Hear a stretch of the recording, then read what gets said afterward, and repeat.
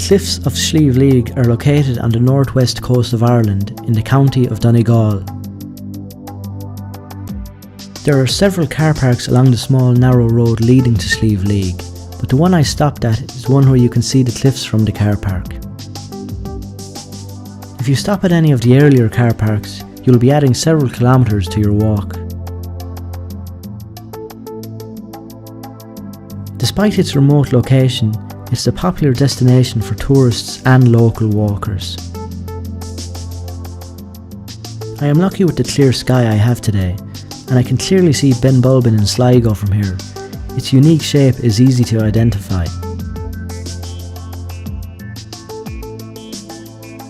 At 601 metres, they are Ireland's second highest sea cliffs after the cliffs on Achill Island and Europe's sixth highest.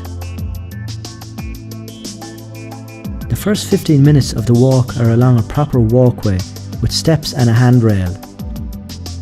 But this soon ends and the track turns into boggy, wet ground.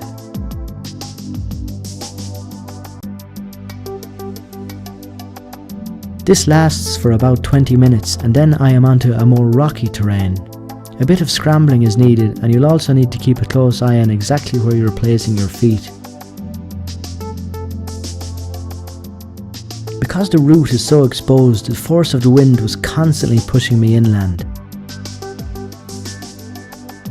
In places the route splits into two. One leads to the more challenging ridges and the other leads along a safer path. Because of the high winds today, I'll be taking the safer, less exposed path. As I get higher and higher, there seems to be less and less people along the way, which is understandable as you would have to come prepared if you wanted to tackle Slieve. I've reached a peak that has a small stone hut built on it. This is not the summit of Slieve. You need to walk downwards to the west and across the One Man's Pass and then eventually upwards to get to the actual summit, which is marked with a concrete trig pillar. Any book or website you read describing the walk along Slieve will include a warning about the One Man's Pass. Before setting out on this walk, I was seriously worried for my safety, knowing that, to get to the summit, I would have to cross this pass. As I reached it, I stopped and studied it for a while. It was more than a metre wide with a level path on top, and the drops on either side, although they are steep, they are not vertical, so off I went.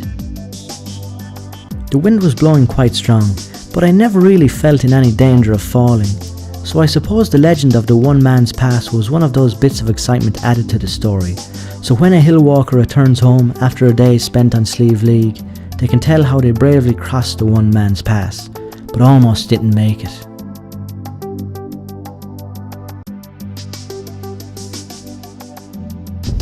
I've just made it across the infamous One Man's Pass. From here it's only another 10-minute walk to the summit of Slieve.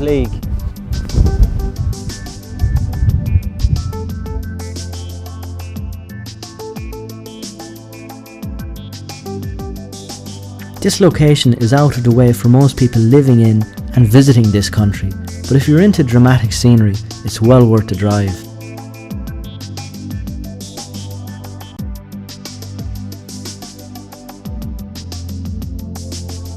I'm now on the summit of Slieve. It's after taking me a little over 3 hours to get here, but I have to say this has been one of the most exciting walks I've done in Ireland. It's absolutely beautiful.